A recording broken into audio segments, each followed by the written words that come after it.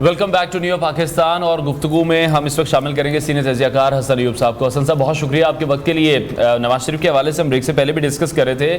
नवाज शरीफ पर हमने देखा कि नैब ने इल्ज़ामात वापस ले लिए, तो इससे पता फिर ये चलता है कि नैब फिर इन तमाम जो भी केसेस होते हैं उनको सियासी मकासद के लिए ही इस्तेमाल करता है। शाहिद खाकान अब्बासी नैब के मुताल्लिक इस तरह की बातें करते रहे हैं, तो क्या फिर जो शाहिद खाकान अब्बासी की बातें थी वो ठीक थी कि जब अगला कोई दौर आएगा तो फिर से ये केसेस खुल जाएंगे कि फला रसीद फला वक्त नहीं दी गई थी, इसलिए ताहयात नाहल किया जाता है?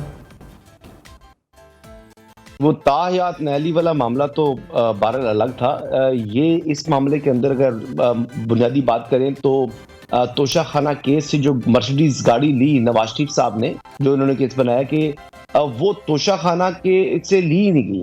वो बात ये मालूम हुई कि 2008 में उस वक्त के जो वज़ीर-ए-आज़म थे यूसुफ रज़ा गिलानी साहब, उनने रूल्स को रिलैक्स करके जो फेडरल ट्रांसपोर्ट पूल है वहां से वो गाड़ी दी गई। तो ये मामला तो तोशा खाना का था ही नहीं, लेकिन फिर तोशा खाना का ये मामला क्यों बनाया नैब ने? ये सवाल तो जो है वो नैब से बनता है बुनियादी जी। ये क्यों किया गया? और उस वक्त के जो प्रोसिक्यूटर थे, जो उस वक्त के जो इन्वेस्टिगेटर थे, उनको बुलाया जाना चाहिए। और इतना टाइम जो है वो प्रोसिक्यूशन का क्यों वेस्ट किया गया? ये बुनियादी सवाल आते हैं। या अगर बिलफर्ज ये बात की जाए कि जो फेडरल ट्रांसपोर्ट पूल है वहां से जो रूल्स को नरम किया है वो तो उस वक्त के वज़ीर-ए-आज़म ने किया था, रिलैक्स किया, तो वो यूसुफ रज़ा गिलानी साहब ने। तो फिर ये सवाल अगर किसी पर केस बनता भी है, अगर बात की जाए तो वो तो यूसुफ रज़ा गिलानी साहब के ऊपर बनता है, क्योंकि गाड़ी जो है वो तो सरकार की थी और ऑफर की उन्होंने, और नवाज शरीफ साहब ने तो एक्सेप्ट की। अगर मुझे कोई फेडरल गवर्नमेंट कोई चीज ऑफर करती है तो वो फिर मेरा कसूर तो नहीं है कि फेडरल गवर्नमेंट ने मुझे ऑफर की है, कसूर तो उसका होगा जिसने ऑफर किया है। तो फिर हसन अयूब साहब, ये उसी तरह का संगीन नौयत का मुकदमा बनेगा जैसे कि बानी पीटीआई पर बना हुआ है। और दूसरा ये कि वाकई जिस तरीके से आप बता रहे हैं और जो तफसीलात सामने आई हैं इस गाड़ी को लेकर, उसके बाद तो फिर मैं ये कहूंगी कि पाकिस्तान मुस्लिम लीग नून की जो मीडिया टीम है वो इंतहाई बगलोल है कि जिसको पता ही नहीं है कि उन्होंने अपने कायद का दिफा कैसे करना है। एक झूठा केस बना है और वो अपने ही वर्कर्स को ये बता देते हैं कि हमारे कायद जो है उन्होंने ये तर्ज अमल इख्तियार नहीं किया, ये तो ऑफर ही किसी और की थी। आई एग्री, मतलब आप जरियाब ठीक बात कर रही हैं, बिल्कुल ये इस बात में कोई दूसरी राय नहीं है। ये तो उनकी अपनी टीम को इस हवाले से देखिए, देखिए अगर आप कंपैरिजन करें ना जो सोशल मीडिया के ऊपर जिस तरह पीटीआई डील करती है, जिस तरह मुस्लिम लीग नवाज करती है, आई डोंट नो ये डिफेंसिव क्यों होते हैं। यानी अगर चोरी नहीं भी की तब भी जो है ना वो चोर बने हुए होते हैं। मुझे ये इस बात पे बड़ा ताज्जुब होता है। और वो अगर सपोजिटली चोरी की भी हो तो वो इस तरह छाती चोरी कर कर आपके ऊपर ऑफेंसिव होकर अटैक करते हैं कि जैसे उनसे बड़ा जो है वो बेकसूर कोई नहीं है। तो ये एक बड़ा फर्क है इनके अंदर, स्ट्रेटेजी जो अडॉप्ट करते हैं। और इनकी जो मीडिया टीम है उसको अच्छे तरीके से इस चीजों को डील करना होगा। पहले की बातें अलग थी, पहले आप अकेले जो है वो पंजाब के अंदर जो है वो आप विन करके आ जाते थे और पीपल्स पार्टी आपके मुकाबले में नहीं थी। लेकिन अब आप नेक टू नेक जा रहे हैं जो है पाकिस्तान तहरीक इंसाफ के साथ, और तहरीक इंसाफ अभी तो आपकी किस्मत अच्छी है कि आपकी हुकूमत बन चुकी है। अब मुमकिन है कि ऐसे ही आपके रवैये रहे तो आइंदा ये भी गारंटी नहीं है कि आपकी हुकूमत बनेगी या नहीं बनेगी। ठीक है। और हसन साहब, जिस तरह से नवाज शरीफ साहब अगर आपको लगता है पार्टी सदर बन गए तो फिर हुकूमत के जो मामलात हैं वो नवाज शरीफ अपने हाथ में लेंगे, ऐसा भी पॉसिबल है? क्योंकि शहबाज शरीफ साहब को एक तरफ से आसिफ अली जरदारी की सियासत का सामना होगा तो दूसरी तरफ नवाज शरीफ की जो हिदायत हैं उनका सामना भी हो सकता है। और सबसे इंपॉर्टेंट इसमें इस्टेब्लिशमेंट के साथ ताल्लुकात ही हैं जो कि माजी में भी नवाज शरीफ साहब के उनके साथ ठीक नहीं रहे।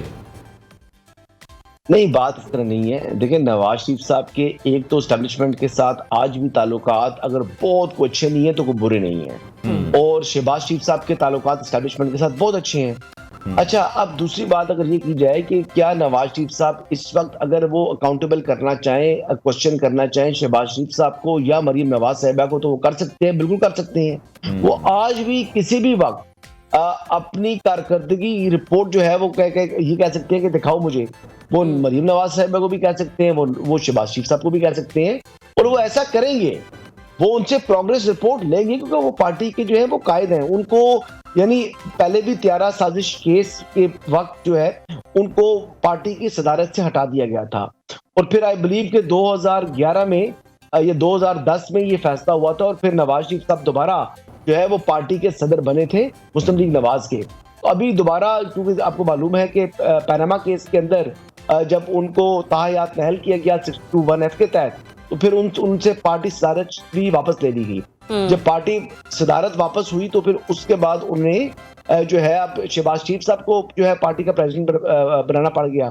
तो अब दोबारा वो चाहे तो वो प्रेसिडेंट बने वो ना बने, नवाज शरीफ साहब को पार्टी की प्रेसिडेंटशिप की जरूरत नहीं है। वो किसी को भी पार्टी के अंदर किसी वजीर की, किसी मशीर की, किसी वज़ीर आला की और इवन के प्राइम मिनिस्टर तक की जो है वो प्रोग्रेस रिपोर्ट ले सकते हैं। अच्छा, ये वाकई में हसन अय्यूब साहब एक पार्टी के सदर को ये तमाम इख्तियारात हासिल होते हैं कि जिनका आप जिक्र कर रहे हैं कि वो प्राइम मिनिस्टर तक के ओहदा रखने वाली शख्सियत से भी जवाबदेही कर सकता है, और दूसरा ये कि जिस तरीके से कुछ ऐसी इंपोर्ट्स हमने देखी हैं काबीना के अंदर के जिस पर खुद वज़ीर आज़म का इख्तियार नहीं है, उनसे जवाब तलबी किसने करनी है? प्राइम मिनिस्टर की किन चीजों के ऊपर इख्तियार नहीं है? वजीर दाखिला की बात की जा रही है, वजीर खजाना की बात की जा रही है, और राना सनाउल्लाह साफ के बयान दे चुके हैं कि शुक्र करें कि वजीर दाखिला जो हैं वो मोहसिन नकवी साहब वो इसी वजारत पर इत्तफाक कर रहे हैं, वो वजीर आजम भी बन सकते हैं। और एक स्टेटमेंट ये भी थी कि वो वजीर आजम को आंखें दिखाने से भी बाज रहे हैं। अच्छा देखिए, राना सनाउल्लाह साहब जो है ना वो इस वक्त ना रुकने कौमी असम्बली है ना रुकने सूबाई असम्बली है, वो इलेक्शन हार चुके हैं। अब उनकी अंदर एक जरी बात है कि जो बंदा हारा हुआ होता है, उनकी ख्वाहिश क्या थी? राना साहब के बारे में थोड़ा बता दूं। राना साहब की ख्वाहिश ये थी कि मैं कहता रहूं कि मुझे कोई ओहदा नहीं चाहिए, कोई ओहदा नहीं चाहिए, लेकिन पार्टी जबरदस्ती मुझे जो है वो सेंटर भी बना दे और पार्टी जबरदस्ती मुझे वफाकी वजीर भी बना दे। अब राना साहब ये चाह रहे थे, जब राना साहब से उन्होंने राब्ता किया गया 2-3 मरतबा, तो राना साहब ने कहा कि मुझे ओहदे नहीं चाहिए, इनकार किया। जब उन्होंने इनकार किया तो फिर वो जो सेनेटर का जो ओहदा था उसके लिए जो इलेक्शन हुआ तो मोहसिन नकवी साहब बतौर आजाद उम्मीदवार आ गए। जब वो बतौर आजाद उम्मीदवार आ गए, आपको मालूम है कि मुस्लिम लीग नवाज और पीपल्स पार्टी के दरमियान वो ब्रिज है मोहसिन नकवी साहब, और इसी तरीके से वो इन दोनों सियासी जमातों के लिए ब्रिज का काम करते हैं विद एस्टैब्लिशमेंट। पीपल्स पार्टी के साथ या मुस्लिम लीग नवाज अकेले के साथ नहीं, दोनों के साथ वो ये काम कर रहे हैं। तो वो उनकी एक इफेक्टिव आदमी है, तो इसी वजह से उनको जो इंटीरियर मिनिस्ट्री भी दी है, इज द डूअर। वो पीसीबी की चेयरमैन भी हैं और at the same time is a federal जो है मिनिस्टर इंटीरियर। उसकी वजह ऐसी नहीं है कि मतलब कोई वो सिर्फ उनको सियासी तौर पर ये ओहदा मिला गया है। इज अ डूअर, वो बड़े अच्छे तरीके से चीजें को जो है वो एडमिनिस्ट्रेट कर सकते हैं। अच्छा, मेरा सवाल एक ये है, बड़ा ही खजाना की बात रह गई थी। जी खजाना की बात रह गई थी। अच्छा, जो वजीर खजाना साहब हैं, जो वजीर खजाना है, मैं आपको ये बताऊं कि वो भी नवाज शरीफ साहब के घर के आदमी है। वो जस्टिस खलीलुर रहमान रमदे के दामाद है। मुस्तफा रमदे, आप देख लें कि जो उनके साहबजादे हैं खलीलुर रहमान रमदे साहब के, वो कोई केस मैंने मुस्लिम लीग नवाज का पिछले को 3-4 साल में ऐसा नहीं देखा कि वो जो केस ऐसा हो सियासी केस और उसमें वो वकील ना हो उनके। तो वो तो उनका बड़ा करीबी ताल्लुक है उनका। तो जो आप ये कहते हैं कि फाइनेंस मिनिस्टर को बाहर का आदमी है, तो फाइनेंस मिनिस्टर बाहर का आदमी नहीं है, बल्कि मुस्लिम लीग नवाज के या नवाज शरीफ साहब के घर का आदमी है।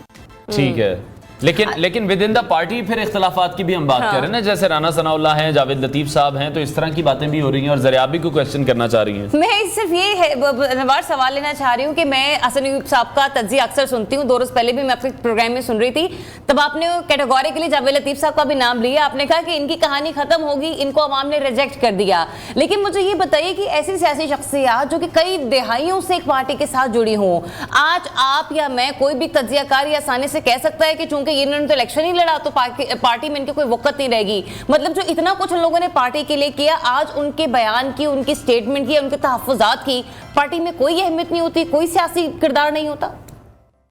नहीं, बहुत अहमियत होती है, लेकिन जब उन्होंने ये बातें करनी है तो पार्टी के अंदर करे ना। तो पार्टी के बाहर आकर जो भी बात करेगा तो पार्टी डिसिप्लिन की खिलाफवर्जी होगी। अब अतात आलर साहब ने क्या बात की है? उन्होंने कहा कि आपको मुकम्मल आज़ादी है, वो खुलकर अपनी राय का इजहार करे, लेकिन पब्लिक फोरम या कैमरे के ऊपर आगे ये बात ना आपका करना मुनासिब नहीं है। अब एक तरफ पार्टी का डिप्टी सेक्रेटरी इंफॉर्मेशन एक बात कर रहा है और दूसरी तरफ जो है जावेद लतीफ साहब वो आकर एक इल्जामात आयद करते हैं एक शख्स के ऊपर, जो कि मुझे वो 17 करोड़ कह रहे थे, वो बाद में जो है वो 90 करोड़ हामिद मीर साहब के पास जाकर उन्होंने इल्जाम आयद कर दिया।